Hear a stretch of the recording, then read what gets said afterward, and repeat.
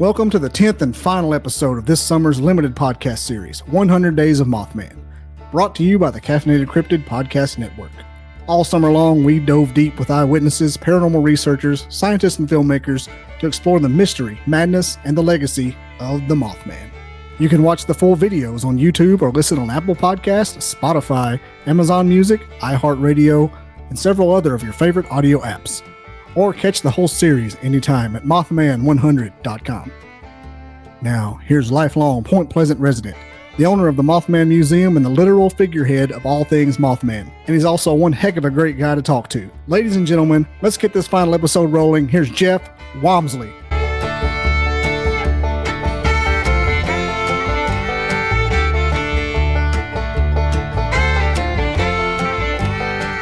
You had to be like 6 years old when that bridge collapsed.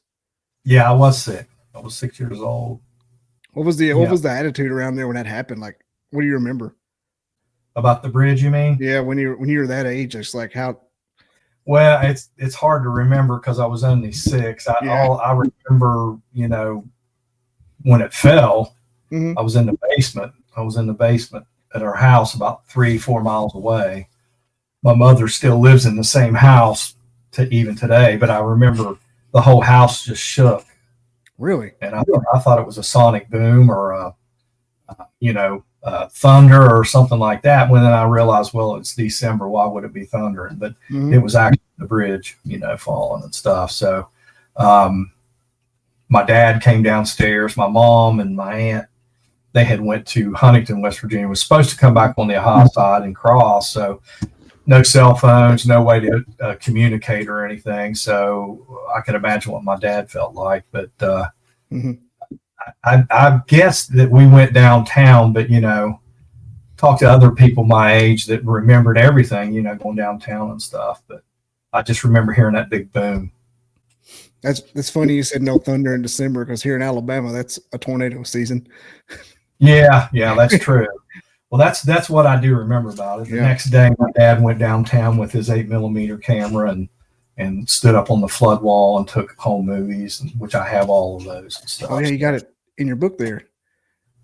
Yeah, I don't know if any of the film footage is in there, but there's sections about the bridge collapse in there. Yeah. Yeah, you got the one from like the 16th. There's tons of pictures from the 16th in there. Yeah. And then that was the day after, but. It was a bad time, for everybody. It wasn't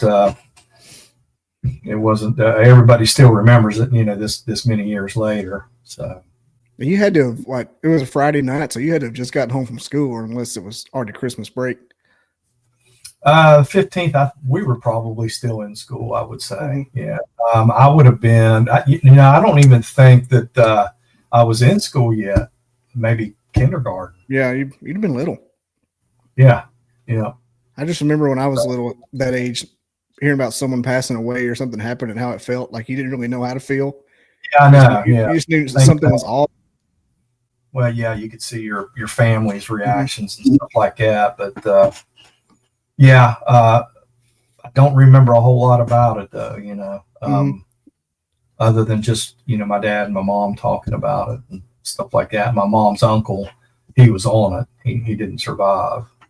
Okay. So, there was a Steve Ward mentioned it to me about a relative of yours that had a sighting just prior to the event happening. And it was, I guess, I'm thinking it was your Uncle Robert. Or it was Marcella Bennett's Uncle Robert. Yeah, but that was not directly related to me. Her maiden name was Wamsley. Yeah, that was one of my questions. Are you related to him? No.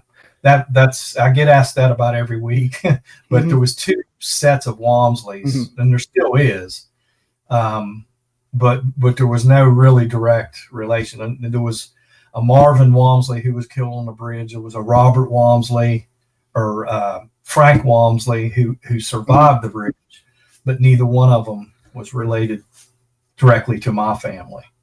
But it's the same name, Talk about all the coincidences in the world when it comes to that, like you being like the guru of all things Mothman and stuff, and the people with your name aren't related to you. Yeah, they think that I had a direct correlation to that and everything, but Marcella, like I said, her maiden name was Wamsley.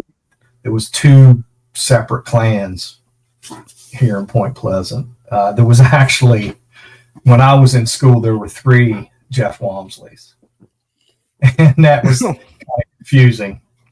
So, yeah, that got awkward at times. So I bet it does, because that was one of the things, just studying through it every once in a while, every other paragraph, here come a Wamsley. It's like, man, they are in the DNA up there, man. Right. But yeah, and there's still a lot of Wamsleys here. Most people mispronounce it and say Wamsley, but you got it right. So that's good. I have done my homework, sir. As much as a C student can. Yeah. Plus you're on the 2 Seth Breedlove documentary, so it's not hard to. Right. Yeah. We did those, and we've done a lot of different shows over the past 20 years and stuff. So, and we continue to do them. So you seem to enjoy it. Yeah, I mean it's it's a hectic. It's hectic with the museum and the stores that we have and things like that. But we have a Japanese film crew coming in July, I think. They had emailed me the other day.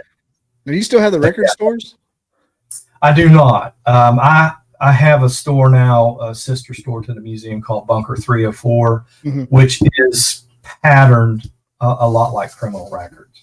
Okay, I had the Criminal Record stores back in 89 through 2002, something like that, when Napster came along. Napster. Yeah, Napster kind of put the squat on that. But we opened Bunker 304 about 4 years ago.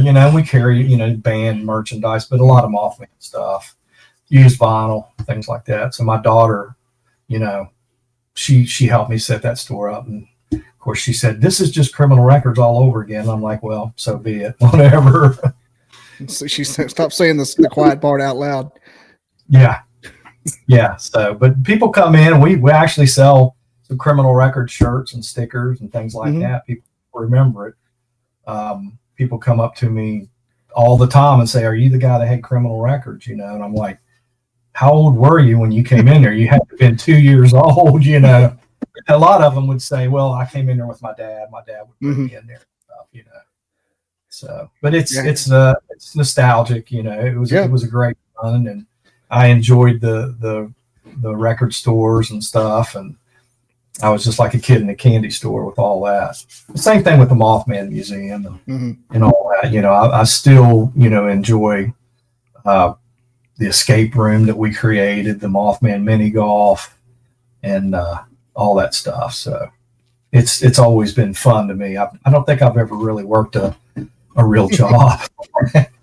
maybe I did.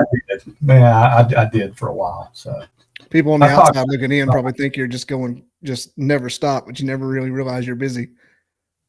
No, well, I like to stay busy and stuff, but I taught graphic design for about 15 years at the same time as the museum and all that kind of stuff. But it just got to be too much, Well, what started the everybody coming to you for the digital recordings, the original witnesses, the Mount Rushmores, that you got all their voices on tape there? What started that coming down, being in something? That was I did that for the my second book, the one you held up a minute ago. I had recorded those just to keep an archive of a historical archive, and then Seth, I think, used a few of them in his stuff.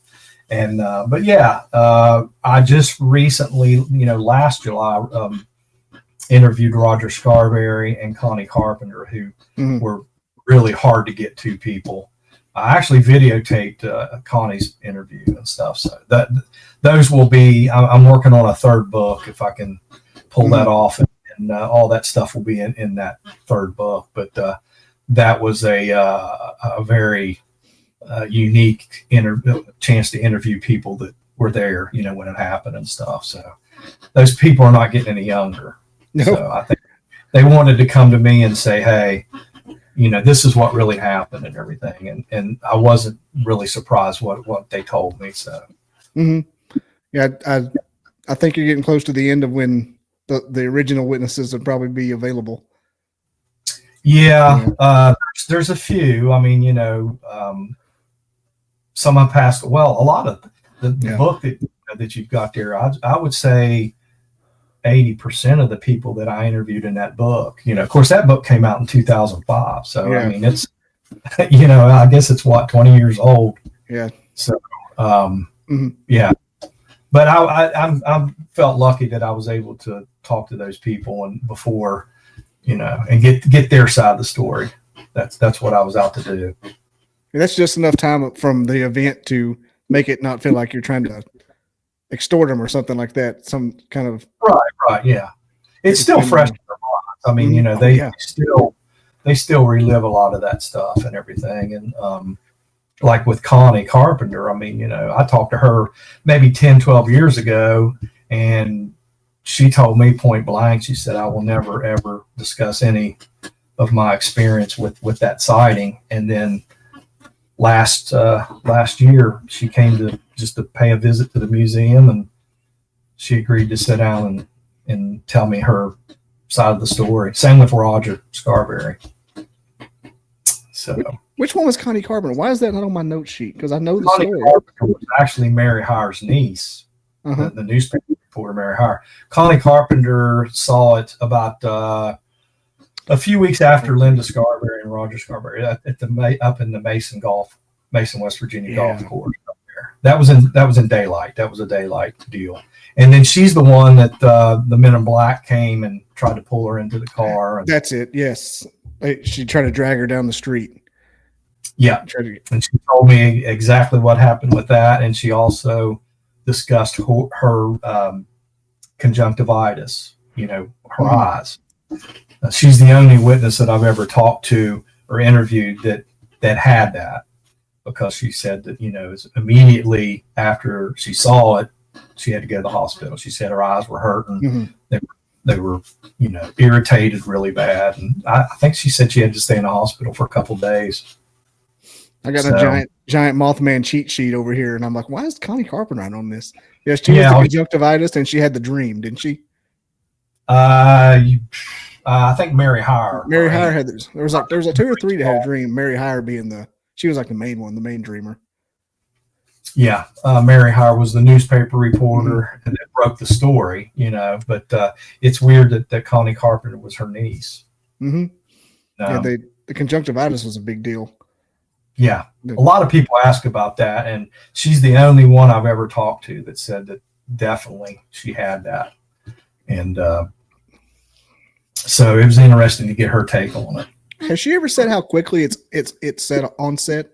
How quickly the conjunctivitis took effect? She didn't say, but I still have questions that I'm asking her. I could ask her that. Cause I don't know, like if you've ever welded and actually had conjunctivitis. Because I had before back in high school, I was in the FFA and welded. And I got it one night, and it took you like you go to sleep and it kind of like festers up like a burn. You wake up, you're like, holy shit, I can't see. I wonder if how quick it on. How quick it on.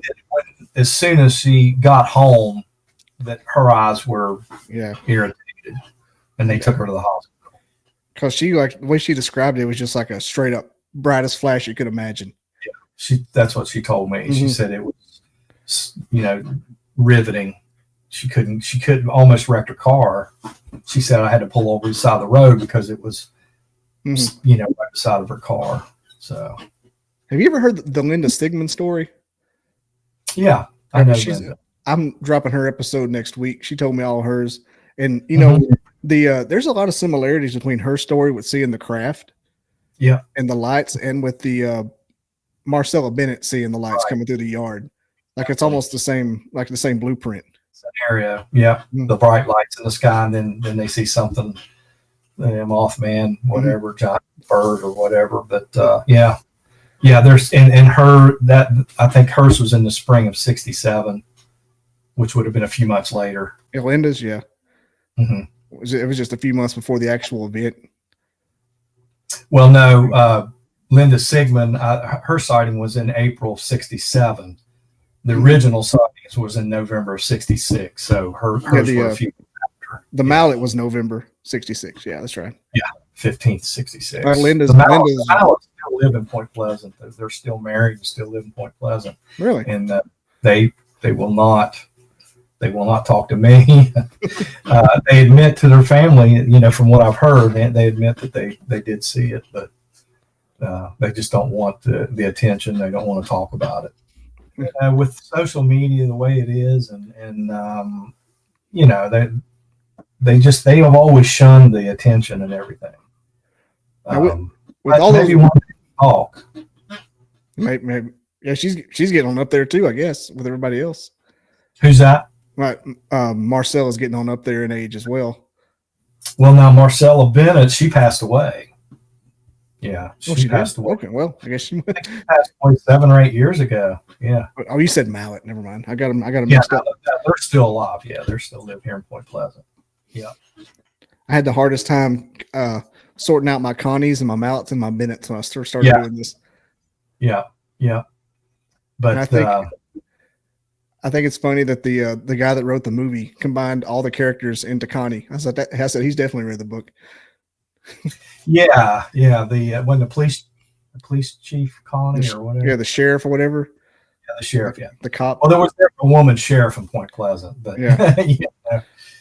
But they did a good job with that. Now, with all the recordings, and have you ever taken one? I'm sure you have that aren't public with no names. And what's the craziest one of those you've ever heard? That, as far as the like ones a witness that testimony that somebody that didn't come out to public but told you.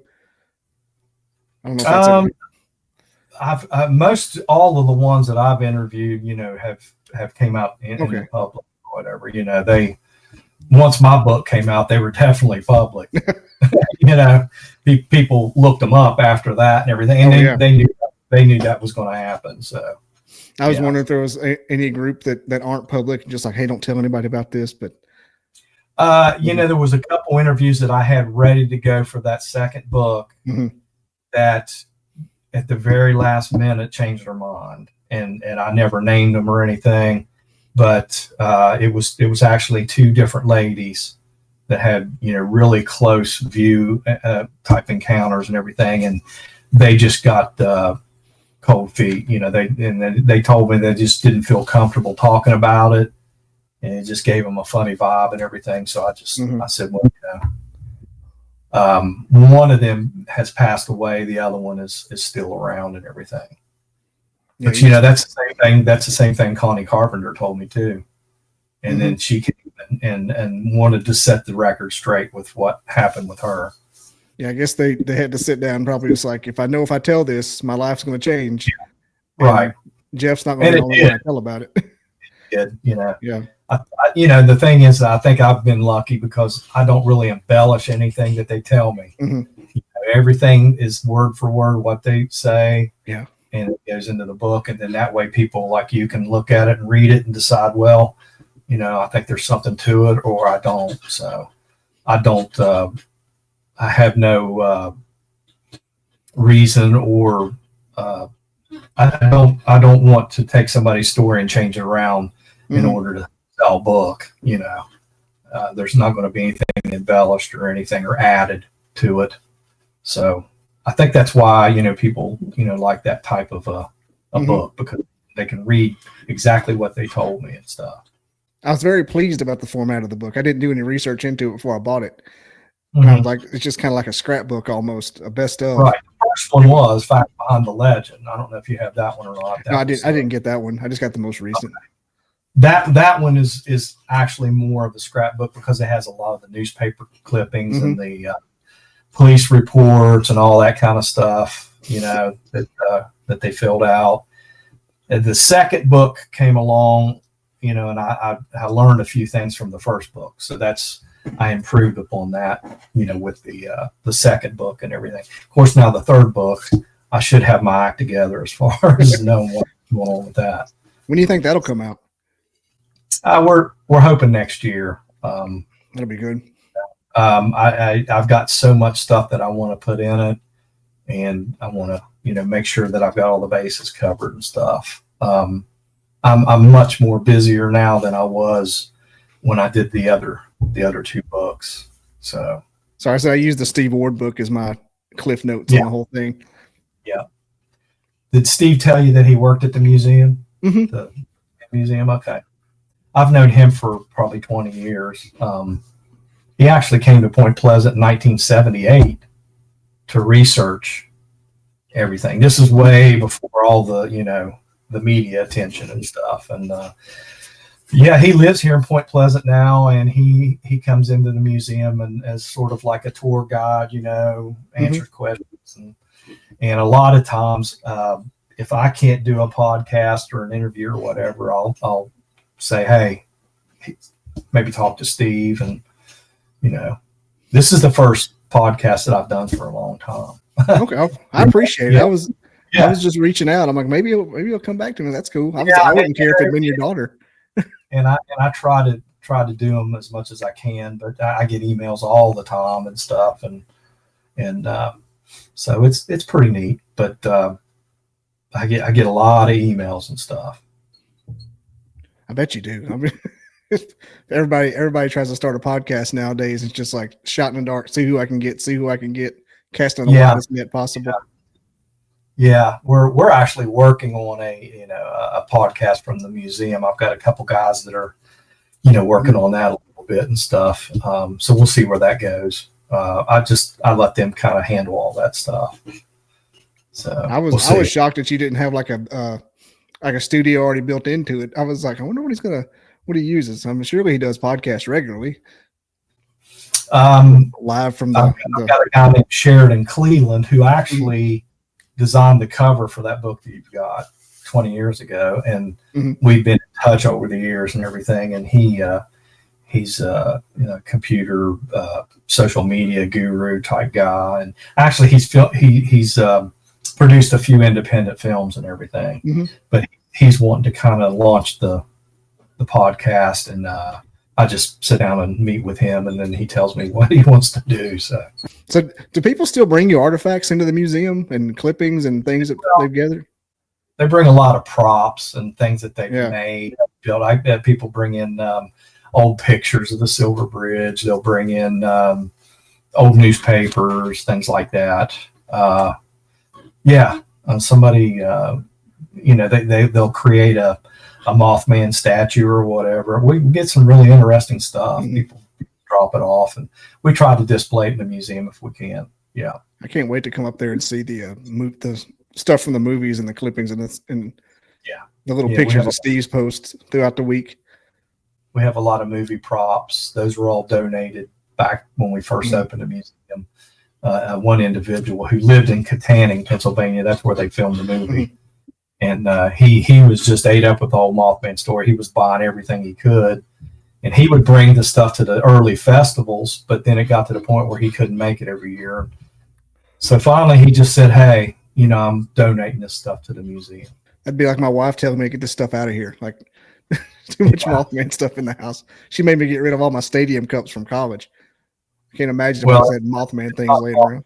For me here, it's KISS stuff. I have a massive collection and stuff, and my wife is like, when will this end?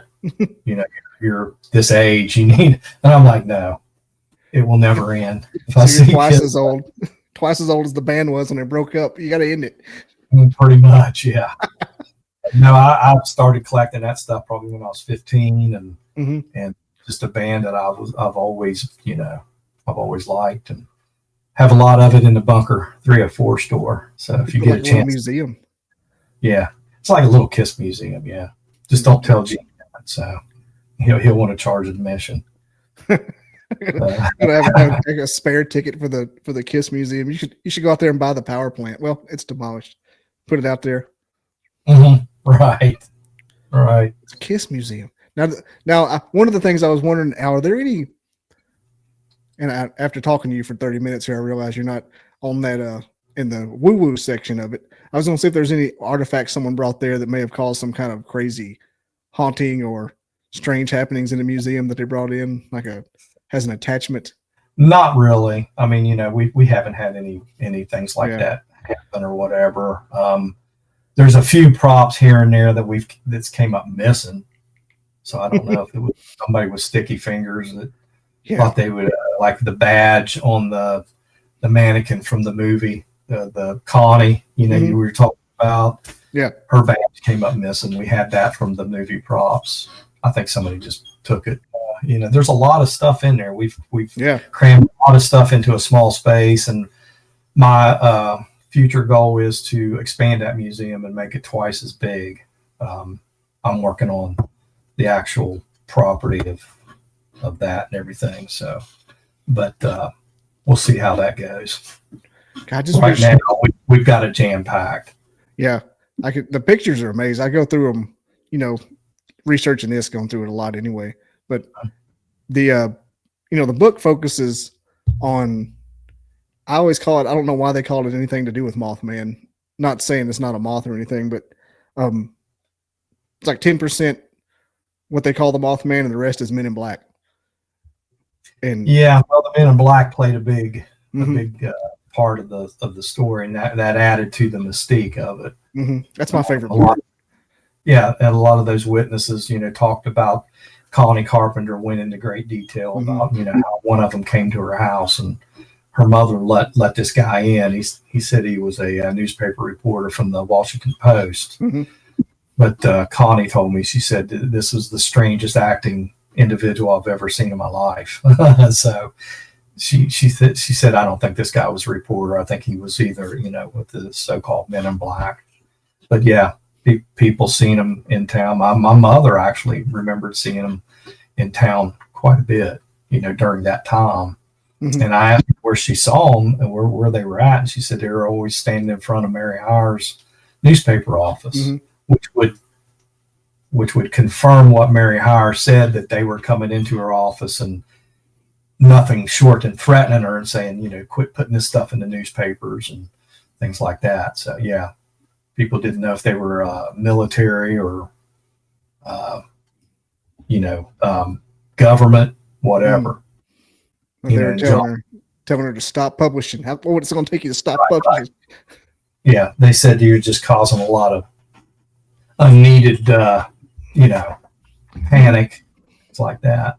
And what's really ironic too is she died just 4 years later at a fairly young age. She was only 54 when she died of a heart attack. Yeah. So people thought that was a little odd. So I remember thinking that myself, like, ooh, heart attack.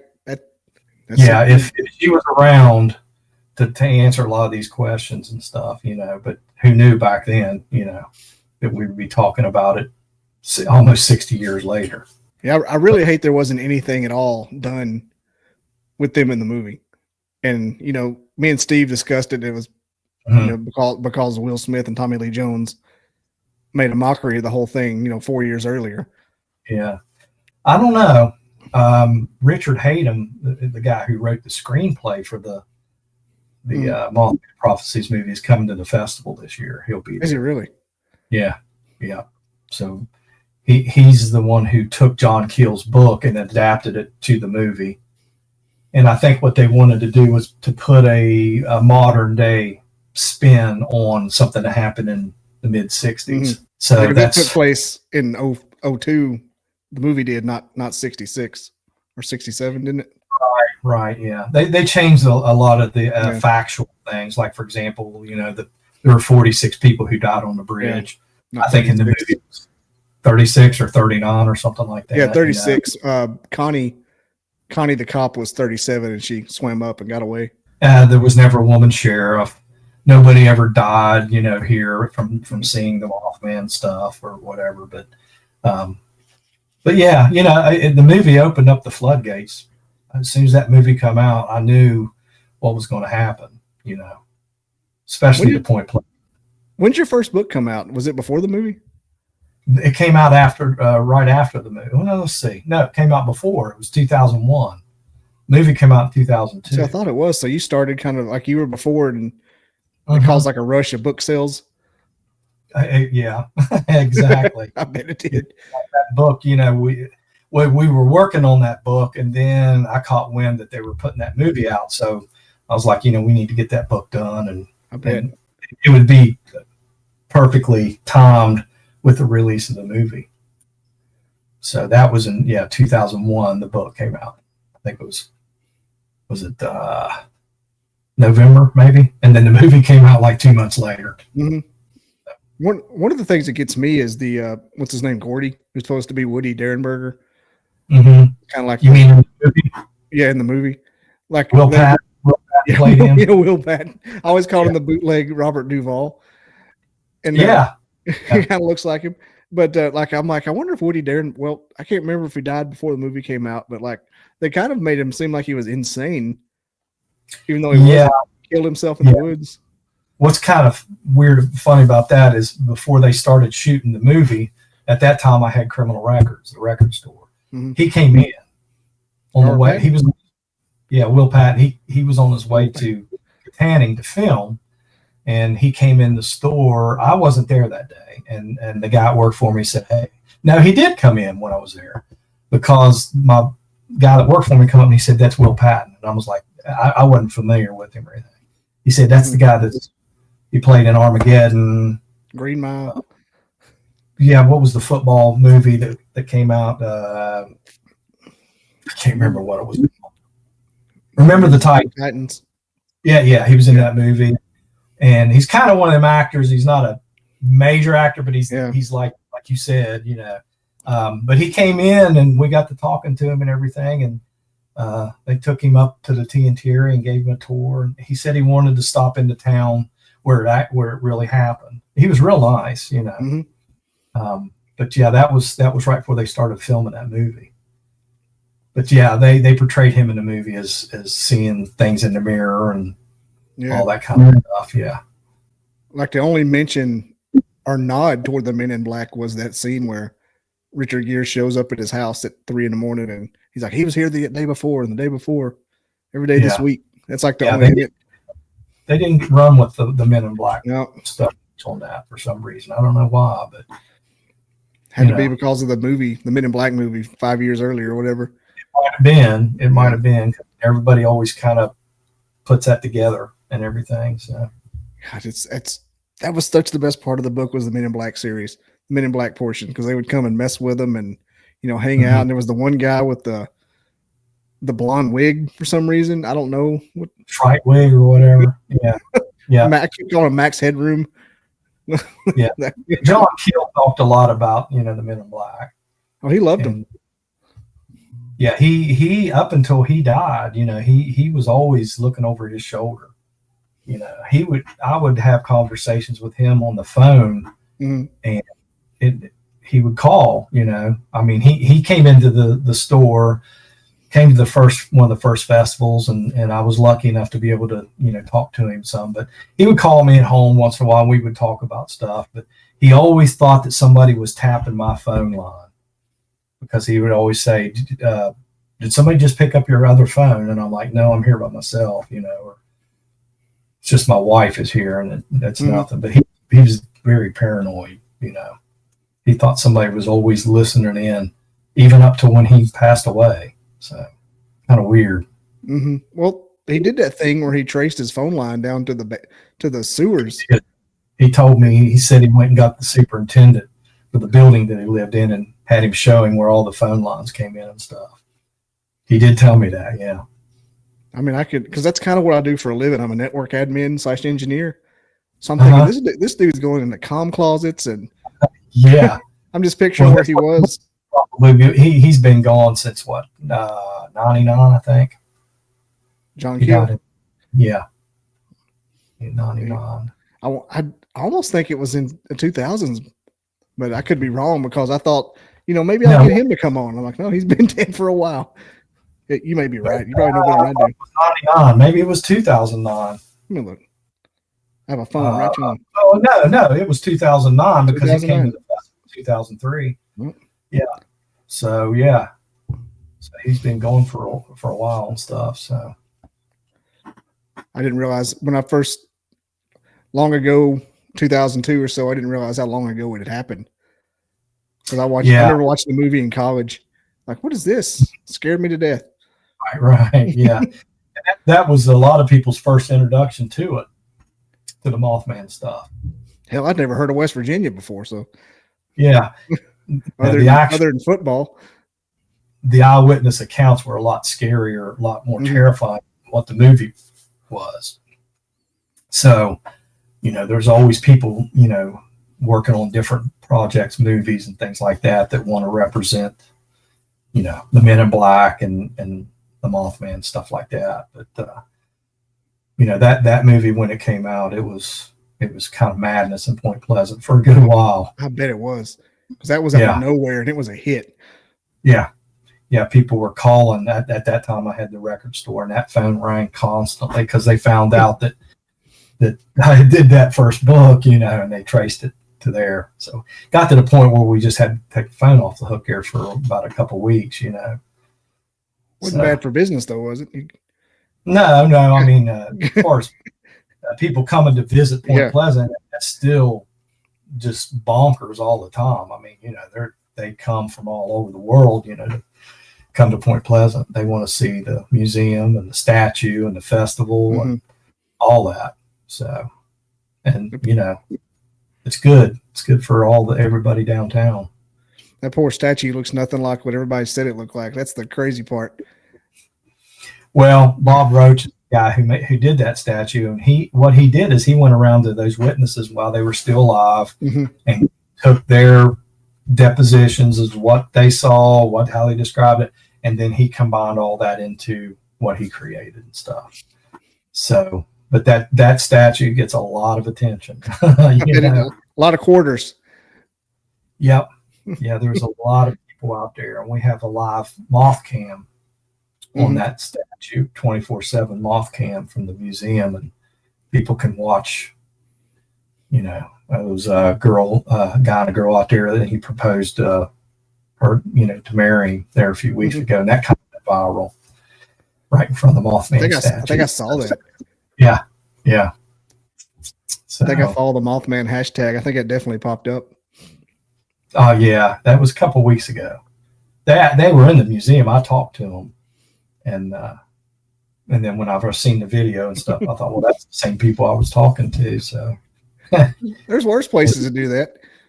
Yeah, but no, they were real nice. It was their first time at Point Pleasant. They wanted to come to Point Pleasant and hang out and everything. So that guy had that planned.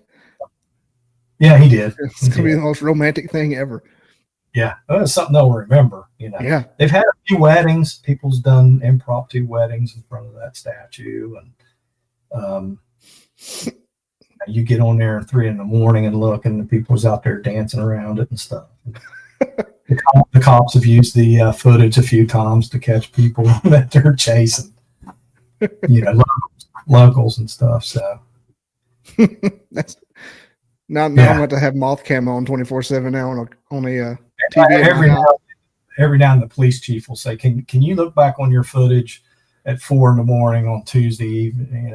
Because we were chasing a guy and he ran by the statue and we wanted to see who it was." So end up with the Mothman as a deposition in court. Right. Yeah, he got caught by the Mothman, the moth cam. Yeah. Let me ask you this one. One of the questions I really wanted to get to was there anything in the movie that really gets your goat? Like that they take creative licenses? Was there anything that just like, why do they have to put that in there? I wish they changed that. Well, I never really totally disagreed with them or anything. It's just like we said, the 46 people died on the bridge. It was never a woman sheriff. Nobody ever died. So it was loosely based on what really happened. I knew when that movie came out that it wasn't going to be a Jeepers Creepers type movie. You know what I mean? Thank goodness. And that's what a lot of people was wanting is more of a Jeepers Creepers type thing.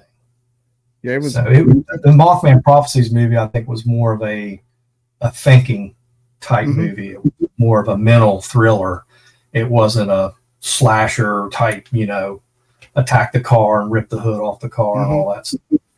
You had to think about all the stuff. You have to watch that movie 2 or 3 times really to understand it. I go to it a lot. It's like a feel good movie of the summer. Have you ever seen Dragonfly with Kevin Costner? No, I remember when that came out. Those two used to play like back to back in my apartment back in Tuscaloosa. Oh, really? And Dragonfly scared the heck out of me. Mothman scared me. and nothing violent ever happened in any of them. It was just, it was the thought of the unknown, pretty much. Yeah, Dragonfly is closer. It's about a fella whose wife dies and just starts getting all these signs from the great beyond from his and seeing his wife and stuff, and dragonflies are everywhere. That was her symbol, like her tattoo on her chest or something. Okay. Yada, yada. But yeah, very similar feeling to Mothman. Really? But I remember those two, and just that movie came out before the Mothman Prophecies. I think they're in the same area. He's Kevin Costner. Kevin Costner's Dragonfly, Richard Gere's Mothman. Okay. Yeah. I got it for $1 at the video rental place when they were selling their old DVDs. My mom got it for me. Well, they kind of went the way of the record stores, didn't they? Mm-hmm. They're about the same. Technology has a way of creeping up on you. Mm-hmm. So and making everything. I thought it was cool at first. Now it makes everything kind of lame. Yeah. Well, yeah, you would have been right there where when the Napster and the LimeWire and all that. I was born in '83. Yeah, my daughter was born in '83. I remember all the cool stuff, the Game Boys and the Nintendo 64, and then all of a sudden you could burn your own CDs, and then that turned into an iPod. Yeah, I remember hearing about that. You know, kids would come into the store, and kid would come up there with a Metallica CD, and his buddy'd say, "Put it back. I'll burn you a copy of it." Oh my God! See, it sounded cool back then. Yeah, I knew right then that was the end of the ride, pretty much.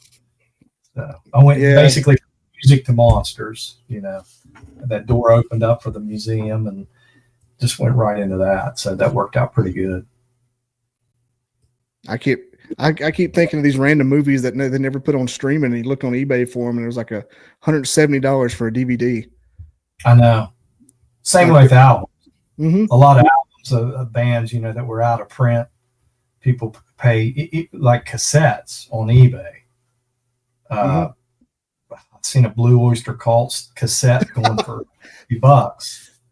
You know, because they're just out of print. You can't. Mm-hmm. They didn't remake them or anything. Will Ferrell ruined that one for everybody. Yeah, but I'm sure they got some residual checks from that. I wanted to find Meteor Man on DVD, and it's $160. Is it? Wow. I'm like, why that movie? Why is it so expensive? Yeah, it was a classic. It's supply and demand, pretty much. You know, you can't find that stuff, and they know it. So it's always been like that with music. Mm-hmm. You know, some of the real hard to find stuff, unreleased stuff. And they got a vinyl section at Target now. I'm like, that's cool. I grew up on vinyls, my dad's vinyls. Mm-hmm. Yeah, but who wants to pay $35 for an album anymore? Yeah, they can get it on Spotify. Well, but I remember buying albums for $7, $8. Of course, that's been a while back. Your dad would remember that too. Oh yeah, definitely. Yeah. Do you remember whenever they would? This is weird. This conversation took a nosedive, but they used to take at Walmart. You would get it, and they took a bandsaw and cut a chunk out of the case, and they sold it for real cheap, like 99 cents. And they would call it defective, but I never understood. Like no one remembers that, but I remember buying several like that. Cutouts. Yeah. Is that what they're called? Yeah, they're cutouts because either the album just stopped selling and they had a surplus of them, and they shipped the corner out. Yeah, they did CDs too. Yeah, I had the little piece cut out of it. CDs and tapes, and I would just get them for like birthday presents, like a stack of the coolest ones. Yeah, those were just overruns. You'd go to Kmart or you'd go to Walmart, whatever. Back in the day, they'd have a whole bin of just dollar albums that were just cut out. What they called them, cutouts and stuff. But just where they printed too many of them, they had to get rid of them. You know? So I'm not crazy. I told somebody that the other day, and they're like, "What are you talking about?" I said, "It used to be like a bandsaw. They cut a little notch out of them." And I don't think it was a bandsaw. I think it was just a handheld thing they just clipped it with. Sometimes they cut the corners off of the album. Yeah. You just have it like angled. But on the CDs, they actually cut into the case. It was like on the bottom, right above the hinge. Right. Yeah. They cut a little notch out.